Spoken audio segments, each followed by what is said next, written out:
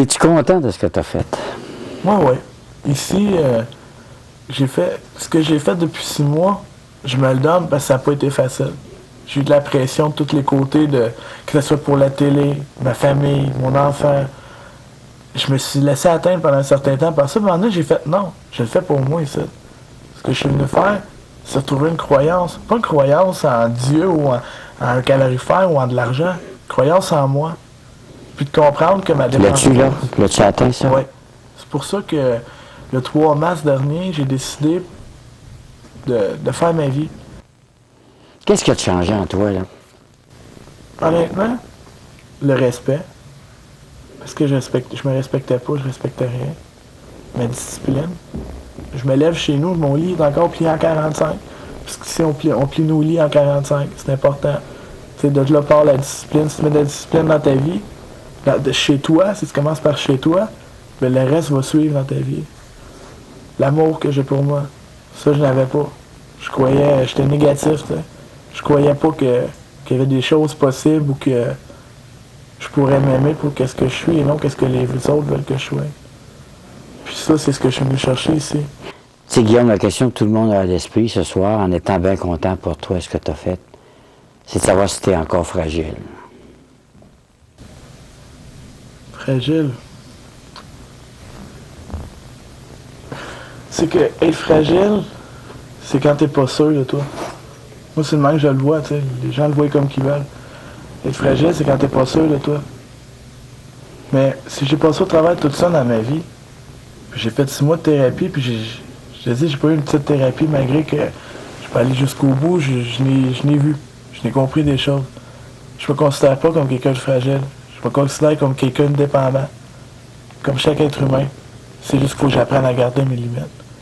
L'important, c'est que je reste positif dans ma tête.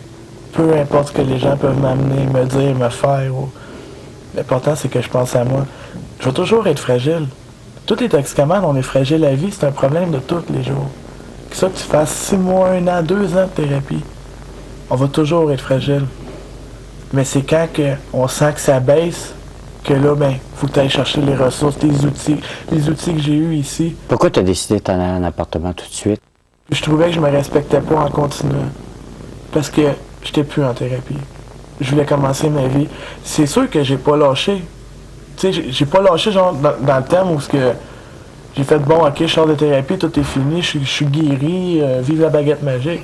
Je serai jamais guéri. Fait que je sorte dans 5 semaines ou que je suis sorti la semaine dernière, ça revenait au même pour moi. Parce que ici, la dernière étape, c'est de motiver la famille. Mais moi, j'ai besoin de me motiver moi. Pas la famille. Pendant 10 ans, j'ai tout fait en mesure des autres, écouter les autres tout le temps. Mais là, je voulais m'écouter moi. Je voulais être chez nous. Je voulais me lever le matin pour pouvoir lire une petite demi-heure avant de me lever, prendre mon bain. Après, tu sais, vivre une vie normale. Tout ce que j'entends parler de toi, ça me rend encore plus fort. Parce que toi, tu t'es pas soucié de ce que les autres pensaient. Tu t'es soucié de ce que toi, tu pensais quand tu écris ton livre, quand tu as fait tes choses. Tu as pilé sur ton orgueil, veux pas quelque part pour avancer. Mais ça me donne de la force. Puis, tu sais, tantôt, je te disais, il n'y a pas d'hasard, tu sais. Dieu fait en sorte que ce qui est sur notre chemin, à l'être, tu sais. Mais c'est peut-être ça, moi, qui me donne la plus grosse force. Hein. Il y a un changement. Il y a un changement qui s'est fait. Puis je veux pas l'arrêter là, parce que je suis fier. Chaque jour, je me couche, je suis fier, tu sais. Je m'occupe à tous les jours. Tu sais. Nous autres, soyez fiers, maudit. Ça me donne une force. Plus grande que tu le penses. Merci, Guillaume. Bienvenue, Claude. Un beau témoignage. Mais difficile d'imaginer, Maxime, qui est avec vous, Claude, que ce Guillaume Chagnon que vous avez rencontré dans le quartier centre-sud de Montréal. Ah, c'est vrai, tout à fait. C'est pas le même bonhomme, pas du tout, hein? Ah, c'est incroyable. Mais il faut donner un tableau réaliste. Malheureusement, ce soir, même si je suis très fier aussi de ce qui est accompli du côté de Guillaume. Maxime, quand vous l'aviez rencontré, Guillaume, quand vous l'avez mis dans ma vie, en fait, je devrais dire, vous aviez aussi fait un reportage sur d'autres qui partageaient la rue avec lui. Que sont-ils devenus, ceux-là? Bien, je peux vous dire qu'on voit Guillaume, il a travaillé très fort durant 6 mois, mais pour les 3 autres, c'est pas vraiment idéal. Vous voyez ce petit couple-là, Tired et Mélissa. Bien, Tired s'est fait prendre dans un hold-up, un vol à main armée dans un dépanneur, quelques semaines après le tournage du reportage. Donc, il a séjourné en prison. Quant à Mélissa, sa copine, on l'a recroisée il y a quelques semaines à Montréal, toujours, dans le quartier Centre-Sud. Je vais vous dire, c'est un petit peu désolant pour moi de la recroiser là parce qu'elle est toujours junkie, elle continue de se crinquer, comme elle dit. Elle me disait quand même qu'elle avait réduit sa consommation de cocaïne par intraveineuse, mais écoutez, c'est des sommes astronomiques qu'elle s'injecte dans les veines. Elle parlait de 500 $ par semaine de cocaïne. Surtout ce qu'on sait qu'elle doit faire pour s'obtenir ce 500 $-là. Oui, bien, disons que ça coûte cher à 20 $ la dose. Et donc, elle était quand même fière de me dire ça, puis je la crois aussi, là, dire, regarde, j'ai quand même réduit un peu comparativement au mois de septembre, au moment où on s'est parlé.